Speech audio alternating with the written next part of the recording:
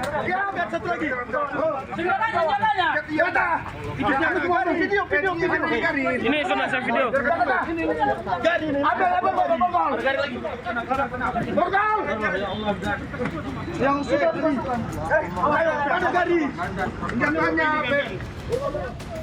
Sejumlah petugas kepolisian dari Jatantras Polda Sumut dan Polrestabes Medan menangkap 5 pencuri rumah kosong yang beraksi di Komplek Taman Anggrek, Sukabumi, Jawa Barat. Petugas mendapati sejumlah senjata api yang digunakan pelaku saat beraksi. Setelah pengembangan kasus, polisi kembali menangkap 2 pelaku lain di Simalungun, Sumatera Utara, sehingga total 7 tersangka berhasil dibekuk. Kawanan pelaku ini sebelumnya beraksi di 3 lokasi berbeda di Sumatera Utara, dan diantaranya mereka berhasil menggasak berangkas berisi uang tunai sebesar 200 juta rupiah, emas, berlian, dan sertifikat berharga lainnya senilai 1 miliar rupiah. Di LP memang 1 miliar, tetapi taksasi jumlah dengan taksasi barang-barang yang berhasil diambil dengan taksasi mendapatkannya kembali setelah dijual kemudian pendapatannya mungkin tidak seimbang, ya kan, karena barang-barang curian dijual pasti murah. Lalu yang menarik bahwa dari hasil kejahatan ini juga digunakan untuk membeli senjata api dan ini digunakan untuk melakukan tindak pidana lagi. Ini sangat berbahaya. Dalam pengungkapan kasus ini, 3 pelaku terpaksa diberi tindakan tegas terukur oleh polisi. Salah seorang pelaku teridentifikasi sebagai pecatan anggota TNI yang membeli senjata api rakitan dan terlibat aksi pencurian 20 kg emas di kawasan Bandar Lampung. Dari Medan, Sumatera Utara, Wahyu Maulana, RTV.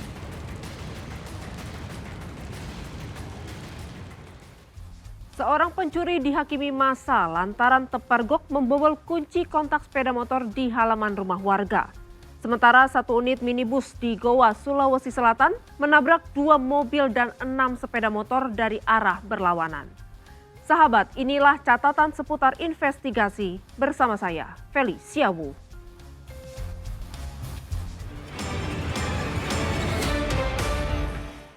Di batas kota. Udah labar yo, banyak na motor kudung Allahu. Video amatir warga ini merekam situasi pasca kecelakaan beruntun yang melibatkan 3 minibus dan 6 sepeda motor di Jalan Sultan Hasanuddin, Kelurahan Mangasa, Kecamatan Somba Opu, Kabupaten Goa, Sulawesi Selatan. 6 pengendara sepeda motor yang mengalami luka berat dan luka ringan langsung dilarikan ke Rumah Sakit Haji Makassar.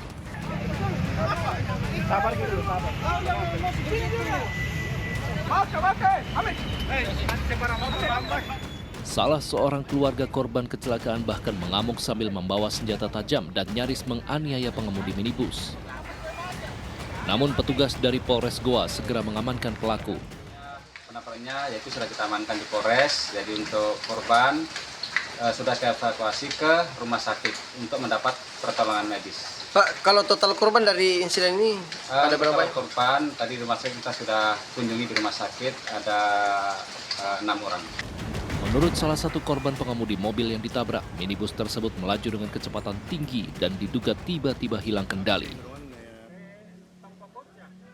Kencang itu mobil. Kencang sekali, Pak. Makanya saya takut sekali, Pak. Akhirnya saya lompat ke jalan raya.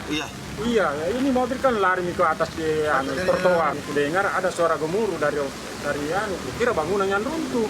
Jadi saya menengok, aduh, kulihat ada mobil. 9 kendaraan yang terlibat kecelakaan beruntun telah dievakuasi petugas sebagai barang bukti. Pemeriksaan terhadap pengemudi minibus juga masih dilakukan. Dari Makassar, Sulawesi Selatan, Samsul Altiman untuk CSI, RTV.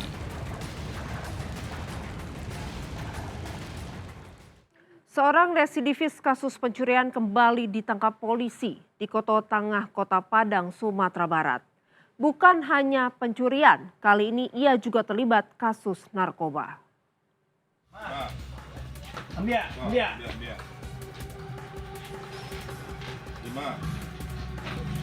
Hengki Baim digeledah dan dibawa menuju tempat ia menyembunyikan barang haramnya di wilayah sekitar Koto Tangah, Padang, Sumatera Barat. Tak bisa lagi berkutik, dari bawah meja sebuah warung kopi, pria berusia 27 tahun ini mengakui jika ia menyimpan beberapa sisa paket sabu beserta alat hisapnya. Iko yang bawa tadi kok. Pelaku masuk menjadi target operasi polisi atas laporan korban yang sering mengalami kehilangan di toko buah dan kebunnya. Terlebih, korban juga sering diancam dan diperas dengan menggunakan sebilah pisau. Hengki Baim kini tertunduk lesu. Ia akan kembali berada di jeruji besi setelah sebelumnya terlibat kasus pencurian sepeda motor. Sangat meresahkan warga sekitar, karena selain melakukan pencurian di rumah warga, juga buah-buahan atau tanaman di kebun-kebun warga juga diambil oleh si tersangka. Pelaku kini disangkakan 3 pasal, yaitu pasal pencurian, pemerasan dengan kekerasan, dan pasal penyalahgunaan dan kepemilikan narkoba. Dari Padang, Sumatera Barat, Joabdi Nursyah untuk CSI RTV. Dua pria Parubaya di Pekanbaru Riau ditangkap polisi setelah aksinya mengganjal mesin ATM terekam kamera CCTV. Akibat aksi kedua pelaku, korban kehilangan uang mencapai puluhan juta rupiah. ATM bapakku, Dua pelaku spesialis ganjal mesin ATM terekam CCTV tengah beraksi di Jalan Riau, Kelurahan Air Hitam, Kecamatan Payung Sekaki, Pekanbaru Riau. Salah satu pelaku awalnya berpura-pura membantu korban yang kebingungan karena uang tak kunjung keluar dari mesin. Korban pun lengah dan memberikan PIN ATM-nya kepada pelaku. Sementara satu pelaku lainnya hanya menunggu di depan ATM untuk bersiap kabur saat temannya berhasil menipu korban. Kedua pelaku akhirnya ditangkap usai polisi mempelajari ciri-ciri dan identitas keduanya dari rekaman kamera CCTV. Dari aksinya kemarin, kedua tersangka telah membawa kabur uang senilai 20 juta rupiah dari mesin ATM. Dua tersangka ini adalah residivis yang sudah pernah melakukan terakhir di tahun 2022, lokasinya di Dumai. Saat ini sedang diamankan dan dilakukan penyidikan lebih lanjut untuk dilanjutkan ke masukan dalam tahanan. Kepada polisi, kedua tersangka mengaku menggunakan uang hasil kejahatannya untuk membeli sabu dan kebutuhan sehari-hari. Dari Pekanbaru Riau, Muhammad Yusri untuk CSI RTV. Kesal ditagih utang sebesar 3 juta rupiah, Sunardi tega mencekik seorang wanita muda hingga tewas. Namun pembunuhan ini ternyata mengungkap dosa lama pelaku. Selengkapnya dalam liputan mendalam CSI bagian pertama. Sunardi meradang, habisi istri dan penagih utang.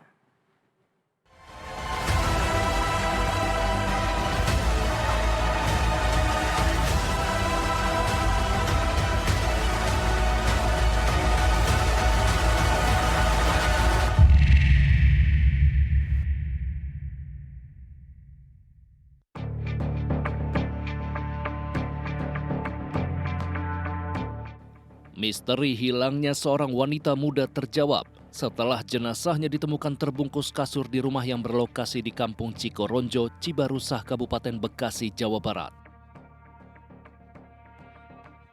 Saat ditemukan, tubuhnya penuh luka lebam, terutama di bagian dahi, pelipis, dan juga bibir. Bahkan di lehernya, sepintas terlihat seperti bekas luka jeratan. Posisi jenazahnya pun janggal. Saat ditemukan, ia tertutupi oleh kasur. Korban diketahui bernama Sri Pujianti. Usianya 22 tahun dan sehari-hari berprofesi sebagai pegawai bank keliling. Kala itu, ia dilaporkan sempat menghilang tanpa kabar setelah melakukan penagihan di rumah ini. Waktu digeledah, ada mayat di dalam rumah ini. Berikut si pelakunya juga ngikut ke geledah juga. Korban pas geledah itu di sampingnya itu ada spring bed, di bawahnya ada kasur. Pas dibuka spring bed digeseri, diselin ke tembok. Di bawah itu ada mayat itu sudah tertelungkup diturubin kasur. Dia datang ke rumah RT, si pelaku itu biasa-biasa aja. Pas digeledah ke rumah, dia agak sedikit panik. Menurut Pak RT pas mau digeledah di kamar satu lagi yang ada mayat itu, dia selalu menghalangin Pak RT supaya itu Pak RT supaya jangan ke kamar itu. Kemungkinan dia tahu mayat itu taruh di situ. Ya, pelakunya berhasil diamankan segera. Tak lain adalah si empunya rumah, yaitu Sunardi. Usianya 44 tahun dan sehari-hari bekerja serabutan. Seringkali ia menjadi kuli bangunan.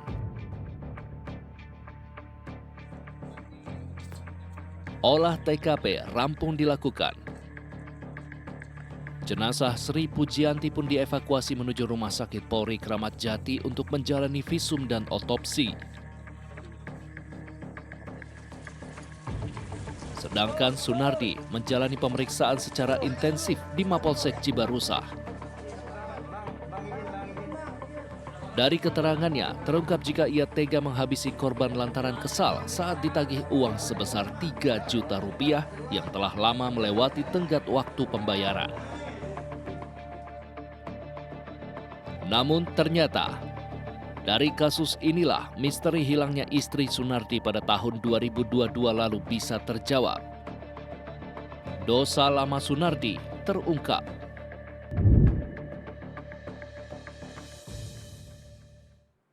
Istri pertama Sunardi dilaporkan telah menghilang sejak November 2022 lalu.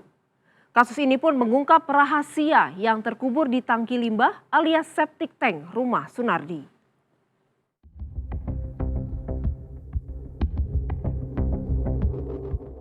Pembunuhan Sri Pujianti ternyata mengungkap peristiwa lain.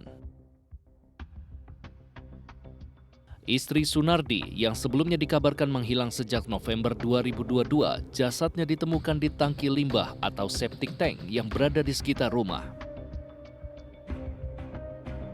Pemirsa, siapa sangka kasus pembunuhan seorang penagih hutang menjadi titik terang kasus orang hilang, yaitu wanita berusia 52 tahun yang sudah dilaporkan hilang sejak tahun 2022.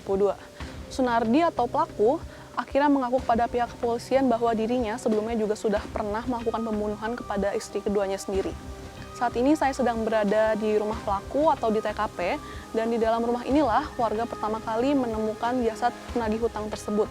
Dan tidak jauh dari rumah ini, hanya beberapa langkah ke belakang rumahnya, terdapat sebuah lubang atau septic tank kurang lebih dengan kedalaman 2 meter dan ditutupi oleh batu. Disinilah Sunardi menyembunyikan mayat istri keduanya dengan nama Almaidah selama kurang lebih 3 tahun. Dan ketika ditemukan oleh pihak kepolisian, jasad dari istri keduanya ini sudah dalam kondisi tulang berulang.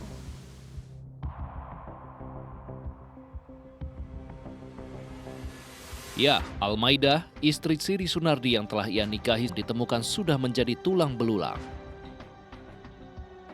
Penemuan jasadnya tak lepas dari pengakuan Sunardi yang diinterogasi secara mendalam atas kasus pembunuhan Sri Pujianti. Dari pengakuan pelaku, terungkap jika kedua korban dihabisi dengan cara yang sama. Selain dipukul dengan tangan kosong, kedua korban dibunuh dengan cara dicekik dengan menggunakan jilbab milik korban. Jadi baik pertama maupun kedua dicekik dengan menggunakan sarana jilbab yang dipakai oleh korban. Jadi kalau yang kedua juga dengan jilbab, yang pertama juga dengan menggunakan jilbab. Kerangkanya masih ditemukan secara utuh, termasuk pakaian korban, dari mohon maaf jaket korban, bagian dalam korban, serta baju korban masih utuh ditemukan di tempat kejadian perkara.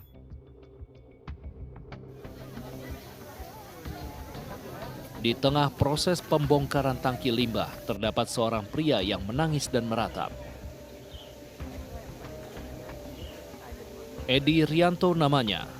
Ternyata ia merupakan anak kandung dari Almaidah, istri Sri pelaku.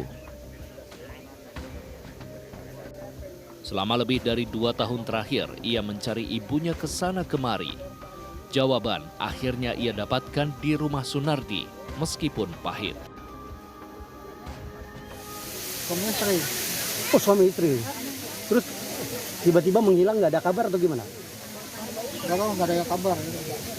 Itu di 2 tahun yang lalu. Sempat nyari ke sini abang. Pernah kesini ada.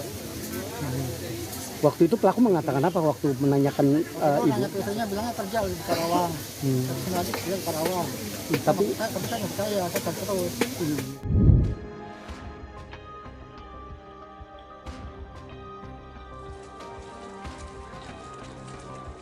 Jenazah Almaida kini dibawa ke Rumah Sakit Polri Kramat Jati untuk keperluan identifikasi dan otopsi.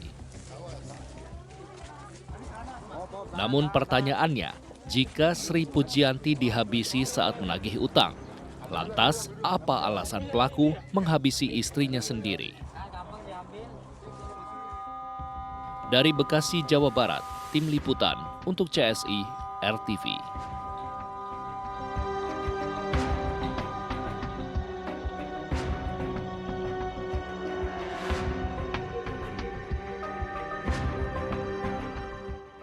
Dari situ udah hilang, itu bawa uang hasil, nggak ada rumah, nggak ada sekitar rumah, itu bawa uang, nggak tahu nggak pulang lagi. Total uangnya berapa mas? Yang mas? Sekitar itu 50 jutaan.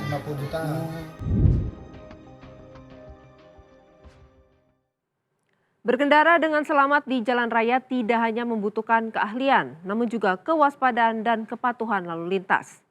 Berikut tips dari Brigadir Putu agar Anda terhindar dari maut di jalan raya.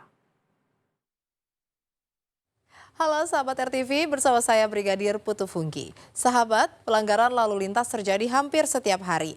Dan pada hari ini ada pelanggaran lalu lintas apa yang sudah terekam? Ya mari sahabat kita saksikan bersama videonya.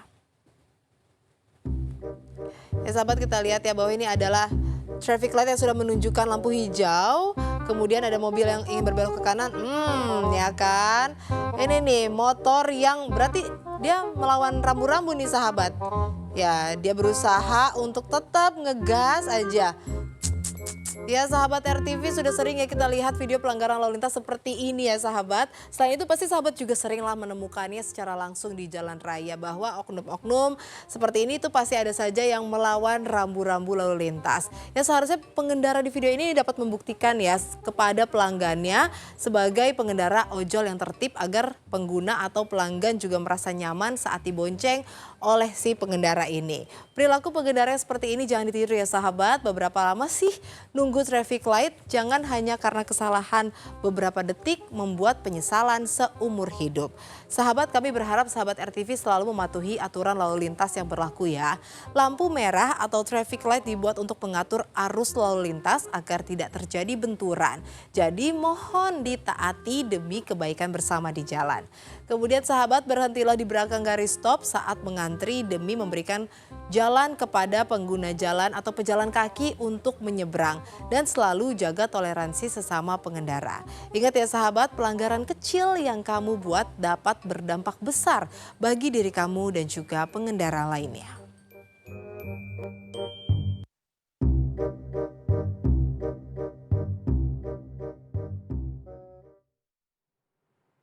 Seorang pencuri sepeda motor dihakimi massa lantaran terpergok membobol kunci kontak sepeda motor di halaman rumah warga di Kabupaten Serang. Beruntung, aksi main hakim sendiri langsung dihentikan oleh petugas kepolisian.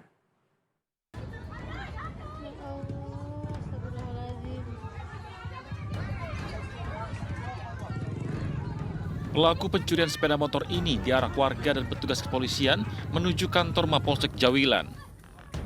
Sebelumnya, pelaku yang terpergok saat beraksi ini sempat dikejar dan menjadi bulan-bulanan warga di Desa Karep, Kecamatan Jawilan, Kabupaten Serang. Warga yang geram membuang sepeda motor pelaku ke area persawahan. Kemarin ada maling, terus dikepung warga, kena di sini. Dipukulin warga, terus dibawa ke polisi. Orang mana situ, Bu? Katanya orang Rangkas. Sering di sini kalau kehilangan motor? Gak pernah, baru kali ini doang. Polisi masih menyelidiki aksi pencurian sepeda motor ini dengan memeriksa sejumlah saksi mata dan memeriksa pelaku di Mapolsek Jawilan. Dari Serang, Banten, Herbert Marbun, RTV. Kejahatan selalu ada di sekitar kita dan kewaspadaan menjadi satu-satunya cara menghindarkan diri dari bahaya. Saksikan catatan seputar investigasi setiap Senin hingga Jumat pukul 23.30 waktu Indonesia Barat. Dan jangan lupa subscribe akun YouTube Catatan Seputar Investigasi untuk mendapatkan informasi kriminal lainnya. Saya Felicia Wu, terima kasih dan sampai jumpa.